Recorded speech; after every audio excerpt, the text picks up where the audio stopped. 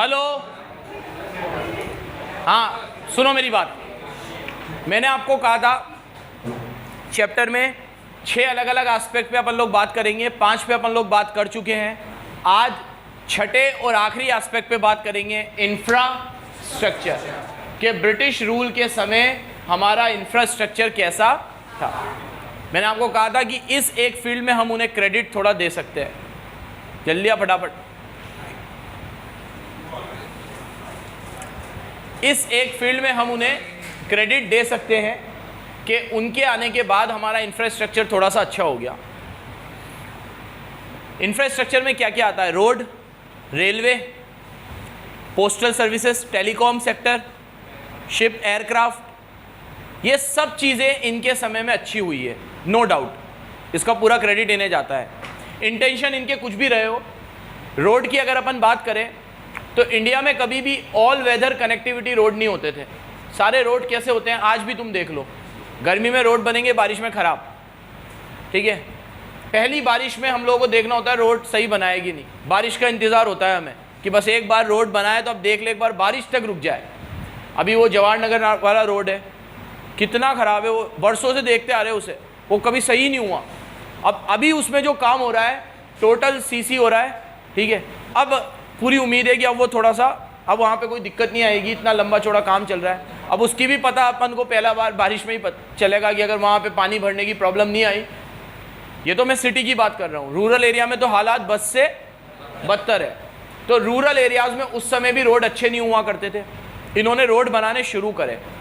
इन्होंने rural area में road नहीं बनाए, अर्बन एरिया में बनाए। क्यों बनाए? क्योंकि इनको जब इंग्लैंड माल पहुंचाना होता था तो फैक्ट्री एक जगह होती थी, पोर्ट दूसरी जगह था, तो पोर्ट तक पहुंचाने में टूट फूट बहुत होती थी।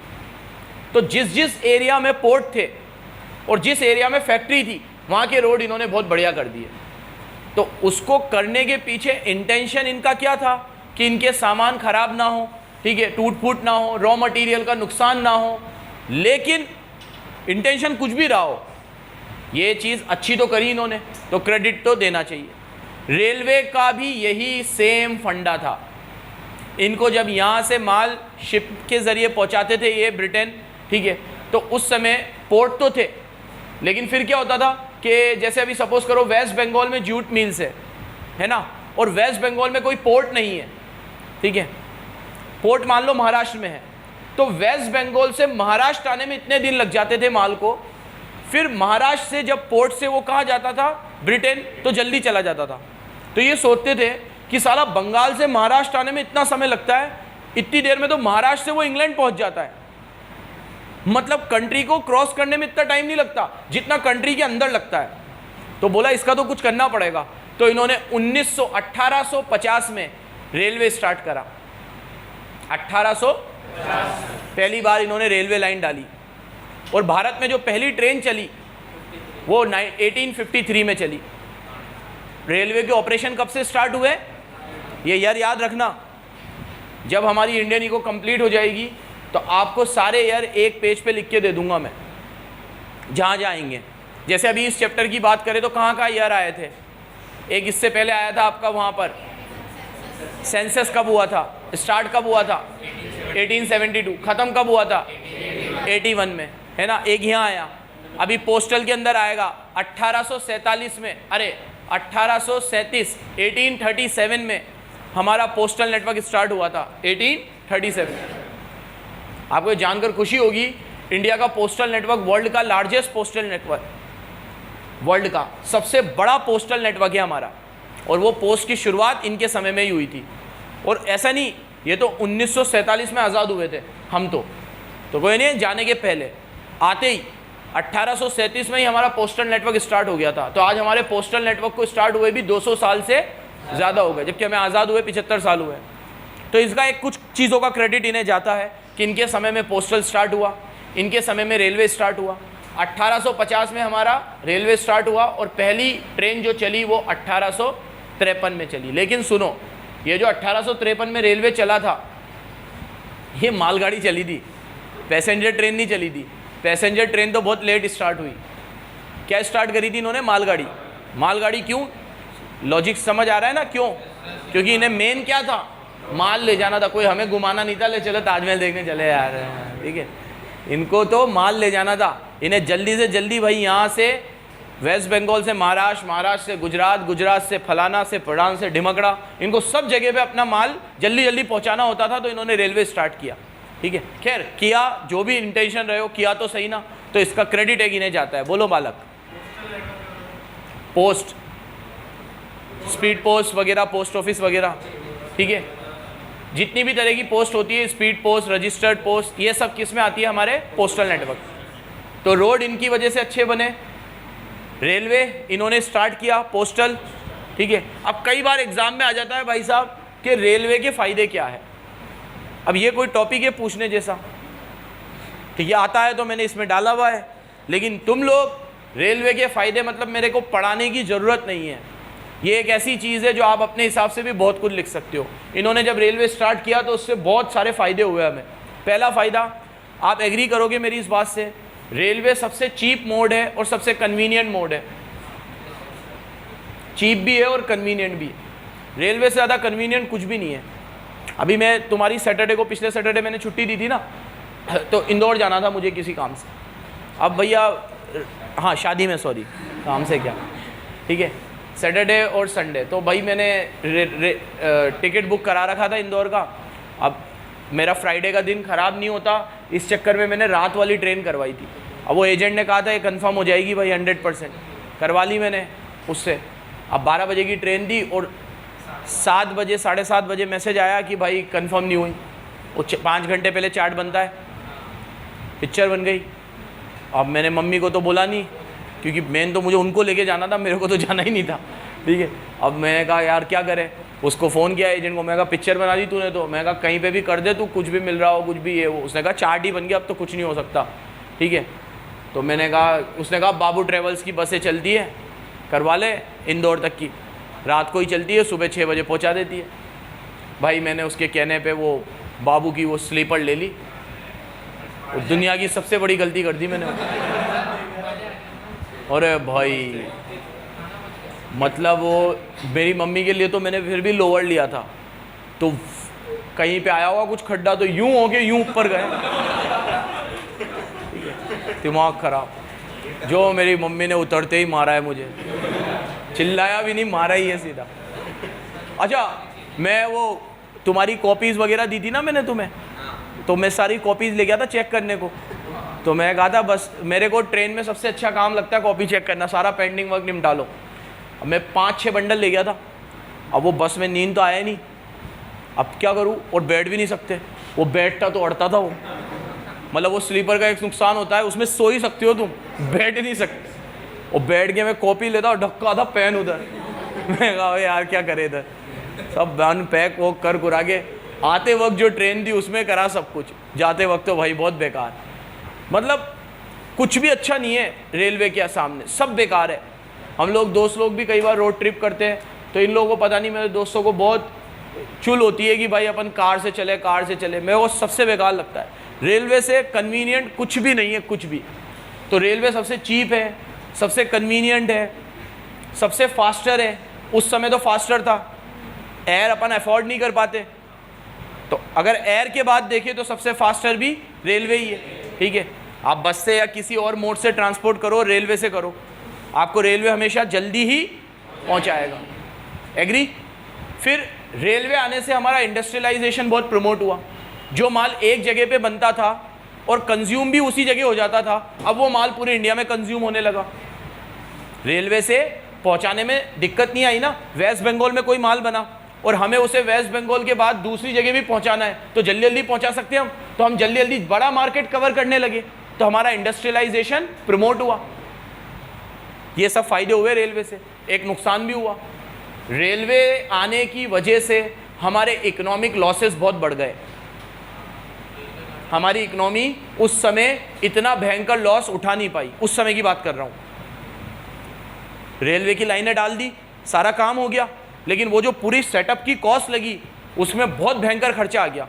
उस समय हमारा इकोनॉमिक लॉसेस बहुत बढ़ गए, हम इतना अफोर्ड नहीं कर पाए। और दूसरा एक नुकसान ये भी हुआ रेलवे का कि रेलवे आने की वजह से हमारा इंपोर्ट और बढ़ गया। पहले तो क्या होता था कि ब्रिटेन से माल आया, यहाँ उतर गया, अब अगर वो माल वेस्ट बंगाल उतर गया तो वेस्ट बंगाल में ही कंज्यूम होगा।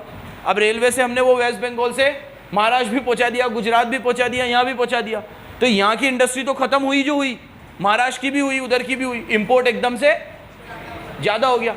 तो ये रेलवे के आने के 2-3 नुकसान थे और बाकी ज़्यादातर फ़ायदे थे। लिख सकते हो उसके बारे में, ठीक है। ये हमेशा एग्जाम में डायरेक्ट क्वेश्चन आता है, और इस चैप्टर में से इनडायरेक्ट जैसा कुछ है ही नहीं। क्या इनडायरेक्ट आएगा? सब कुछ डायरेक्ट ही आएगा कि रेलवे के फ़ायदे, उनके समय पे इंडस्ट्री का क्या हाल, एग्रीकल्चर का क्या हाल, सब कुछ डायरेक्ट आएगा इस चैप्टर में, सब कुछ। इनडायरेक्ट कुछ आ ही नहीं सकता, समझ गए। केस स्टडी क्या होती है? केस स्टडी जब बनती है ना तो वो प्रेजेंट सिनारियो पे से बनती है। ये तो हो चुकी बातें हैं, इन पे क्या केस स्टडी बनेगी? समझ रहे हो मेरी बात को? ये तो सब हो चुका है, हिस्ट्री है ये तो ये तो एज इट इज लिखी जाएंगी, ऐसा था, ऐसा था, ऐसा था, इसमें छेड़छाड़ नहीं हो सकती, ठीक है। देखो, infrastructure, the infrastructure facility specially in the field of transport, communication and energy was very poor in India. हमारा इंफ्रास्ट्रक्चर उस समय बहुत ही पुअर था। However some efforts were made to develop basic infrastructure, कुछ एफर्ट्स इन्होंने लगाए जिससे हमारा रोड, रेलवे, पोर्ट वगैरह अच्छा हो सके। ये बहुत परेशान करता है यार। Road, the condition was far from satisfactory before advent of British rule in India. Britishers के आने से पहले रोड की हालत बहुत खस्ता थी। फार फ्रॉम सेटिस्फैक्ट्री, सेटिस्फैक्ट्री भी नहीं था, बोलते हैं ना काम चलाऊ, वो भी नहीं था, काम चलाऊ भी नहीं था।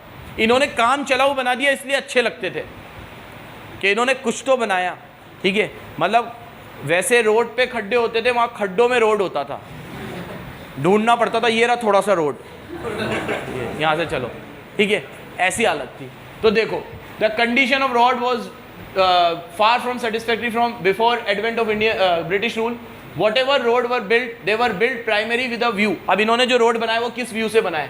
Mobilizing the army within India और transport raw material from countryside to the railway station और port to send it to England। इन लोगों ने रोड किस इंटेंशन से बनाए?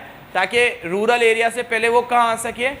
अर्बन एरिया में, जहाँ पे फैक्ट्री है वहाँ से कहाँ आ सके? रेलवे स्टेशन तक या फिर पोर्ट तक, ताकि पोर्ट से वो कहाँ जा सके? इंग्लैंड। तो उस रास्ते में जो जो रोड बनते थे वो ये बनाते चले गए। आज सरकार ऐसे थोड़ी करती है। आज हमारे यहाँ जो रोड बनते हैं वो तो बाकायदा बजट के अनुसार बनते हैं, उठाते हम लोग, ये सिटी उठाई तो ये सिटी पूरी कंप्लीट करेंगे, उससे मतलब थोड़ी कि यहाँ इंडस्ट्री नहीं है। ऐसे तो फिर हमारे यहाँ तो बिल्कुल भी इंडस्ट्री नहीं है, राजस्थान में तो बहुत कम है, तो फिर हमारे यहाँ तो बने ही नहीं, ठीक है। तो ऐसा थोड़ी होता है। इंडस्ट्री कोई क्राइटेरिया थोड़ी हो सकता है रोड बनाने के लिए। रोड बनाने के लिए क्राइटेरिया क्या होगा? वहाँ के लोग, कितनी पॉपुलेशन है, क्या रिक्वायरमेंट है, वहाँ से टैक्स का कलेक्शन कितना होता है, ये भी एक क्राइटेरिया होता है, पता है तुम्हें? जहाँ से जितना ज़्यादा टैक्स का कलेक्शन होता है ना, वहाँ खर्चा भी उतना ज़्यादा होता है। ये क्राइटेरिया होता है, याद रखना, ठीक है। मुंबई में तुम देखो हमेशा कोई ना कोई डेवलपमेंट वर्क चलता ही रहेगा। कभी भी मुंबई चले जाओ, ठीक है, कभी भी तुम्हें कभी ऐसा समय नहीं मिलेगा कि अभी मुंबई में कुछ चल नहीं रहा। वहाँ पे से पैसा इतना आता है तो खर्च भी होता है अच्छा खासा वहाँ पे, उसको हमेशा आप 2 कदम आगे रखने की कोशिश करते हो। दिल्ली में भी सेम चीज़ होती है, कैपिटल भी है हमारी। तो ये क्राइटेरिया होता है। ये कोई क्राइटेरिया थोड़ी होता है कि यहाँ माल बन रहा है तो यहाँ से हमें माल ले जाना है तो बस यहाँ पे रोड बना लो। फिर जहाँ इंडस्ट्री नहीं है, रूरल एरिया में तो एक इंडस्ट्री नहीं है, तो वहाँ तो कभी रोड ही नहीं बनेंगे। उस समय तो यही क्राइटेरिया था, रोड और railway. The British rulers introduce railway in India in 1850। कब रेलवे इंट्रोड्यूस हुआ? 1800। लेकिन पहला रेल कब चला? 1853 में। Railway were develop by Britishers to control over the vast Indian territory. इन्होंने रेलवे इसलिए डेवलप किया क्योंकि इन्हें इंडिया का इतना बड़ा ज्योग्राफिकल एरिया कवर करना था। इनको जब इंग्लैंड वगैरह माल भेजना होता, अभी मैंने बताया ना वेस्ट बंगाल में कोई माल बन रहा है, ठीक है, तो उन लोगों को अगर वहाँ पे पोर्ट होता था तो ठीक, पोर्ट नहीं होता था तो जहाँ पोर्ट होता था पहले वहाँ माल लाना पड़ता था और वहाँ से फिर कहाँ भेजते थे? इंग्लैंड। और ये एरिया बहुत बड़ा बड़ा था, जो छोटा मोटा देश तो है नहीं हमारा, ज्योग्राफिकल लिमिट बहुत बड़ी है। वो पूरी ज्योग्राफिकल लिमिट को कवर करने का सबसे अच्छा माध्यम का था, क्या था? रेलवे। तो इन्होंने जल्दी जल्दी क्या स्टार्ट किया? रेलवे स्टार्ट किया। अब रेलवे के कुछ फायदे दे रखे हैं, it provide cheap and rapid transport system, ये बता दिया मैंने तुम्हें। ज्योग्राफिकल बैरियर्स को ख़त्म कर देता है। आज रेलवे आने की वजह से ज्योग्राफिकल बैरियर्स क्या हो जाते हैं, हमें कितनी भी दूर ट्रैवल करना हो, अभी जैसे मान लो यहाँ से कश्मीर है, ठीक है, 2200 किलोमीटर है, हम लोग एक बार क्या 2 बार कार लेकर कश्मीर चले गए थे दोस्त, ठीक है। सैटरडे को रात को निकले थे हम, ट्यूसडे को दोपहर को पहुँचे, मतलब संडे पूरे दिन और मंडे पूरे दिन और ट्यूसडे को आधे दिन और सैटरडे वाली नाइट, इतना लंबा चौड़ा ट्रैवलिंग हुआ था, ठीक है। मुर्तज़ा सर को कुछ तूफ़ानी करना था, कुछ ज़्यादा ही तूफ़ानी कर गए हो, ठीक है। रास्ते में जो जो हुआ अगर वो तुम्हें सुनाने बैठूँ कभी मैं तो मज़ा आ जाएगा तुम्हें, ठीक है, कभी सुनाएंगे कभी, आज ये कंप्लीट कर ले। तो ये ज्योग्राफिकल, अगर हम ट्रेन से जाते हैं, यहाँ से सीधा जम्मू या श्रीनगर का ट्रेन है, वो पकड़ो, 12 से 14 घंटे का ट्रैवल है, कहाँ 2.5-3 दिन और कहाँ इतना सा, और जम्मू में उतर के फिर कैब ले लो तुम भले, या श्रीनगर से कैब ले लो, कन्वीनियंट है ना, लेकिन तूफ़ानी करना था हमें, ठीक है। तो रेलवे क्या होता है, ज्योग्राफिकल बैरियर्स को ख़त्म कर देता है, चीप होता है, रैपिड होता है, cheap and rapid transport geographical barriers ख़त्म कर देता है। और ये तो तुम पूरी इंडियन इको में लिख देना, एम्प्लॉयमेंट क्रिएट कर रहा, जहाँ भी कुछ अच्छी बातें हो रही हो उससे क्या होता है, ठीक है, पॉवर्टी ख़त्म होती है और एम्प्लॉयमेंट, ये इंडियन इको की खासियत है। जहाँ कुछ अच्छी बातें लिखने को आया, ये करा गवर्नमेंट ने, तो इससे क्या, एम्प्लॉयमेंट क्रिएट हुआ, क्या हुआ, इससे क्रिएट हुआ, ठीक है। फिर फॉरेन ट्रेड को प्रमोट करता है, कद्दू फॉरेन ट्रेड, ब्रिटिश ट्रेड को प्रमोट करता था, किसको प्रमोट करता था, ब्रिटिश ट्रेड को, फॉरेन मतलब ब्रिटिश होता था उस समय, ठीक है। फास्टर मूवमेंट ऑफ गुड्स, आपको एक चीज़ जगह मैंने बताया, रैपिड भी है, चीप भी है और फास्टर भी है। इंडस्ट्रियलाइजेशन को प्रमोट करता था, ये भी बताया मैंने आपको, किसको प्रमोट करता था, ठीक है। ये सब फायदे अब आप लिख सकते हो। एक नुकसान मैंने बोल्ड कर रखा है, the benefit of railway outweigh the huge economic loss that accrue to the nation. हमारे ऊपर बहुत बड़े इकोनॉमिक लॉसेज आ गए, किसकी वजह से, रेलवे की वजह से। And railway widen the size of domestic market, और इससे क्या हुआ, फिनिश गुड का डोमेस्टिक मार्केट बढ़ गया। कौन से फिनिश गुड, जो हम इंपोर्ट करके कहाँ से लाते थे, ब्रिटेन से, ठीक है। और हमारा जो रॉ मटेरियल का एक्सपोर्ट बढ़ा था ना, वो भी कब से बढ़ा था, रेलवे आने के, मतलब एक तरीके से हैंडीक्राफ्ट इंडस्ट्री का जो पतन स्टार्ट हुआ था वो कब से हुआ था, रेलवे आने के। तो रेलवे आने की वजह से हमारे फायदे भी हुए और ये एक बहुत बड़ा नुकसान भी हुआ। एक एग्जाम्पल से समझाता हूँ मैं आपको, सुनो। मान लो अगर रेलवे ना होता तो ये ब्रिटेन का माल इंडिया तो आ गया, पोर्ट तो थे हमारे यहाँ, शिप विप से आ गया, अब ये वेस्ट बंगाल आ गया। वेस्ट बंगाल आने के बाद वेस्ट बंगाल के लोग इसे खरीदने लग गए और वेस्ट बंगाल की जो इंडस्ट्री थी वो तो ख़त्म हो गई और ब्रिटेन का माल बिकने लग गया, ठीक है। लेकिन इसका प्रकोप दूसरी जगह नहीं फैलता था, वो यहीं रहता था। रेलवे आने के बाद जल्दी जल्दी वेस्ट बंगाल में माल आता, महाराष्ट्र, गुजरात, उड़ीसा जहाँ भी था फटाफट माल क्या चल जाता, रेलवे से चला जाता। तो वहाँ के लोग भी अब क्या लेने लग गए, ब्रिटेन का माल, और वहाँ की भी जो डोमेस्टिक इंडस्ट्री थी वो धीरे धीरे खत्म हो गई। ये एक नुकसान हुआ। अगर वो ना होता तो वो नुकसान सिर्फ एक पर्टिकुलर प्रोविनेंस तक सीमित रहता, लेकिन वो अब फैलता चला गया क्योंकि रेलवे का मूवमेंट बहुत फास्टर था।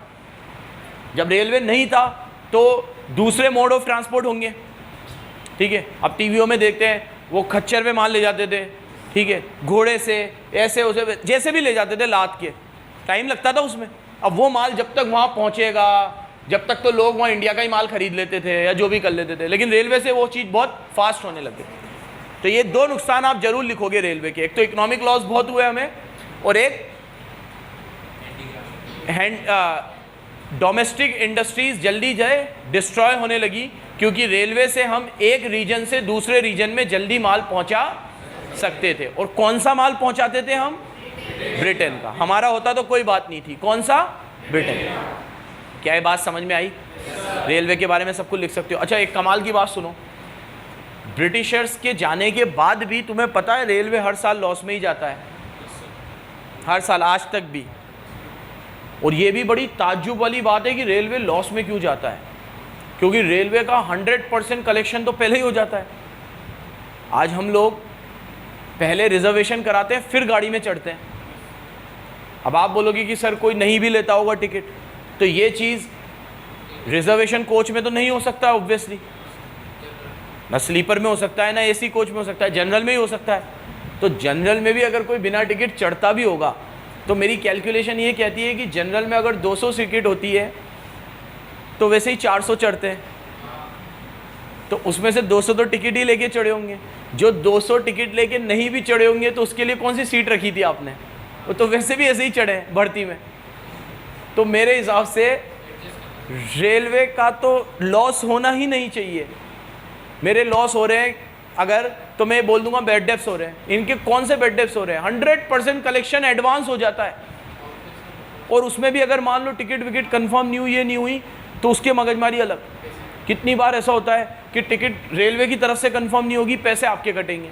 आपको पता है अगर मैंने 1000 रुपये का टिकट कराया और वो कंफर्म नहीं हुआ तो मुझे 900 रुपये वापस आएंगे, और मैं ट्रेन में भी नहीं चढ़ सकता, ठीक है। और मैंने कैंसिल कराया उसके तो बहुत ज़्यादा कटेंगे। मैंने कैंसिल नहीं कराई, मैंने तो 1000 रुपये पूरे दे दिया आपको, चार्ट बन गया।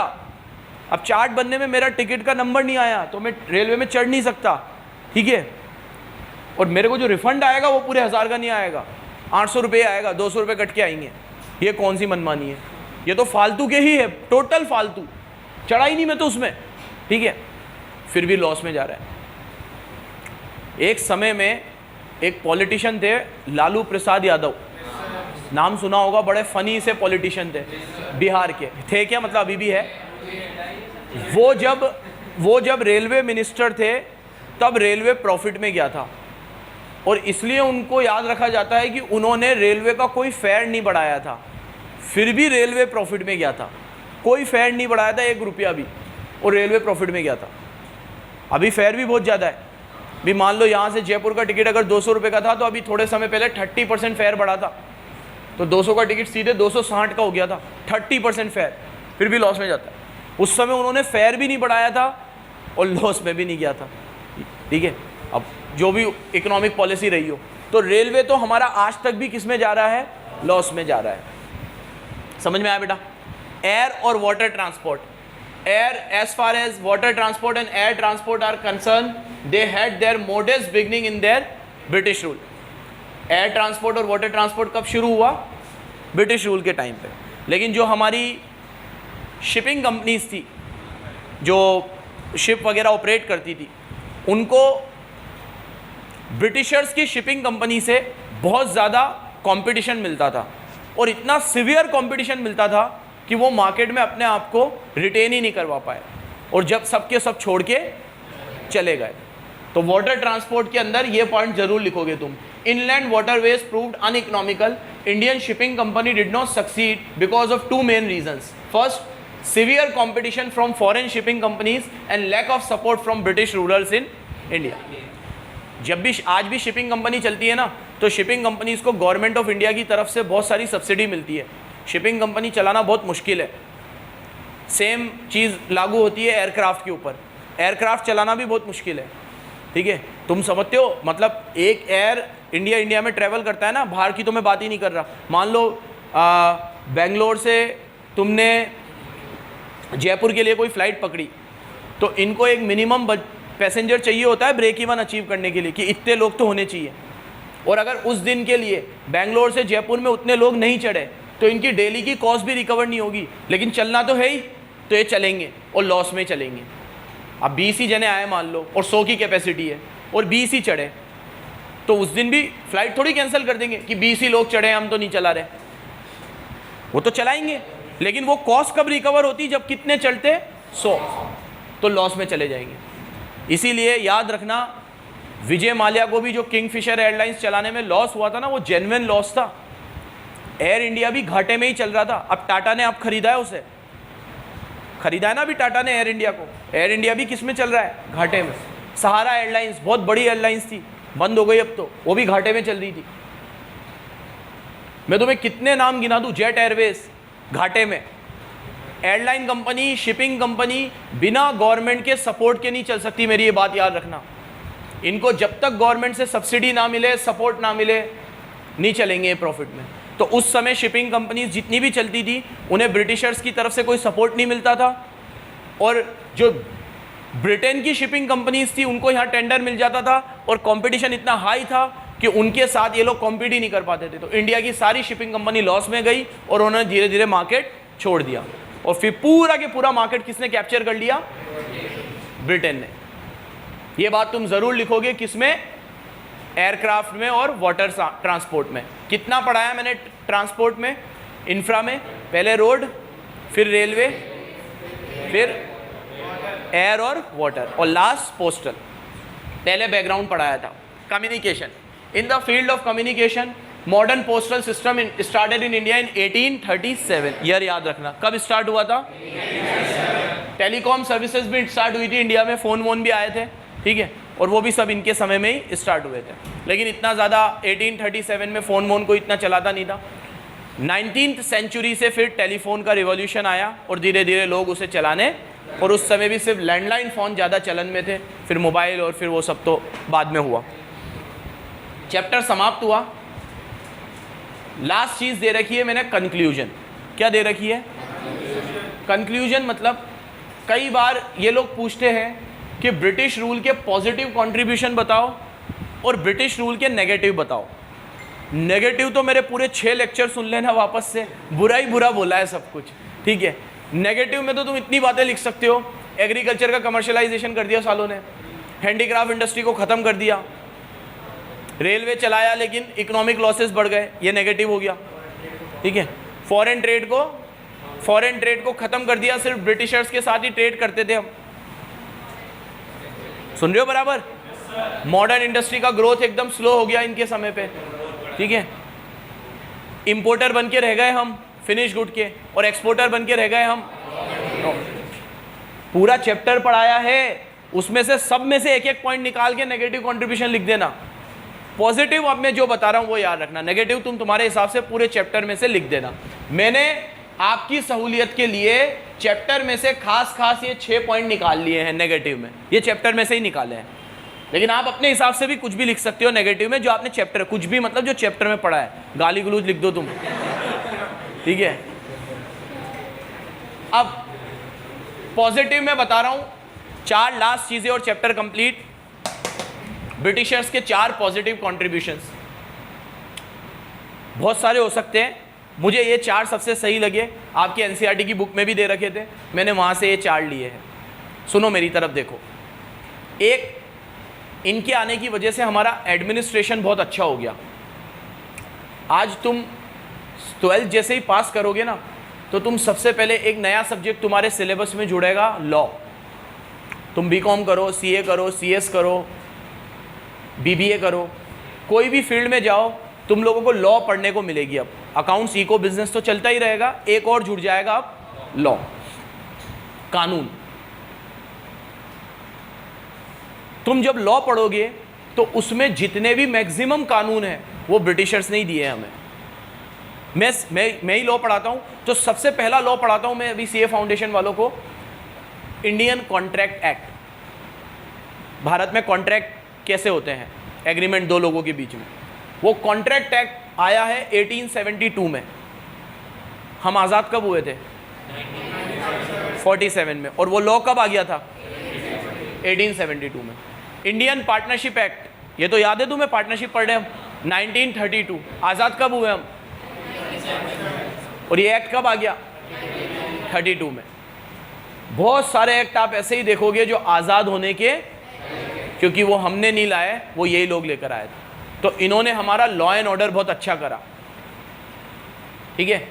हालांकि ये जितने भी लॉ एंड ऑर्डर बनाते थे ये अपनी चीज़ों को सही करने के लिए रखते थे, इनके लॉ थे, लेकिन इनके जाने के बाद जो लॉ हमें अच्छे लगे वो हमने रहने दिए, और वो आज तक भी है, ठीक है। हम लोग रिपब्लिक डे कब मनाते हैं? 1950 में, 1947 का नहीं, 26 जनवरी 1950। क्यों बनाते हैं? क्योंकि उस दिन हमारा कॉन्स्टिट्यूशन लिखा गया था। बाबा राव अंबेडकर जी ने जब हमारा कॉन्स्टिट्यूशन लिखा तो उन्होंने वर्ल्ड के सारे बेस्ट कॉन्स्टिट्यूशन को रीड किया और उन्होंने जिन कॉन्स्टिट्यूशन में जो अच्छी बातें लगी उन्होंने वो हमारे कॉन्स्टिट्यूशन में डाली।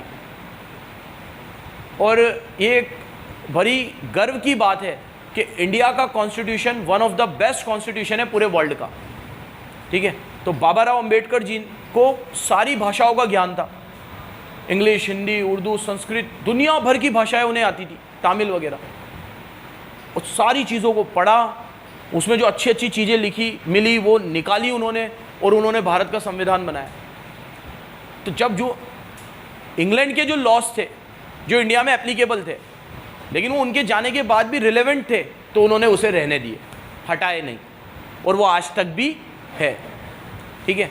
तो इन्होंने हमारा एडमिनिस्ट्रेशन बहुत अच्छा कर दिया। आज जैसे तुम इंग्लैंड में भी जाओगे ना तो तुम्हें यही सिस्टम मिलेगा जो इंडिया में है। हमारे यहाँ पे लोकसभा राज्यसभा होता है, वहाँ पे अपर हाउस और लोअर हाउस वहाँ पे भी होता है। हमारे यहाँ पे भी प्राइम मिनिस्टर इलेक्ट होकर आता है, सब लोग वोटिंग करते हैं। ब्रिटेन में भी यही सिस्टम है। हमारे यहाँ प्रेसिडेंट जो होता है वो ना होने के बराबर होता है। ब्रिटेन में भी यही सिस्टम है कि प्रेसिडेंट जो होता है वो कौन होगा, और राजा महाराजा जो है वो प्रेसिडेंट की पोस्ट पे रहेंगे, लेकिन जो मेन काम करता धरता है वो प्राइम मिनिस्टर होगा, वो यहाँ पे भी है, ठीक है। तो ये पूरा सिस्टम जो है ये वही लोग यहाँ पे रख के गए थे और इन्होंने वही सिस्टम रखा था जो वहाँ पे था पहले से।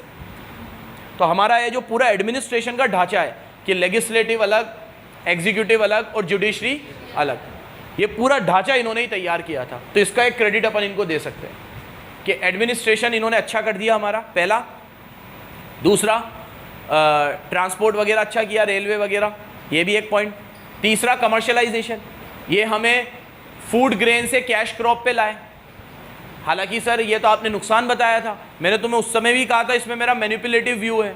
फूड ग्रेन से कैश क्रॉप पे आना कोई ख़राब बात नहीं है, अच्छी बात है। वो तो इनके इंटेंशन खराब थे, ये कोई अच्छी बात है ये तो, कि अगर मैं ये उगाता हूँ तो मैं इसे उगा के बेचूँ, बेच के पैसा आए और वो पैसे से मुझे जो खरीदना हो मैं खरीदूँ, और मैं फूड ग्रेन के साथ साथ इंडिगो की खेती करूँ, कॉटन की करूँ, अच्छी बात है।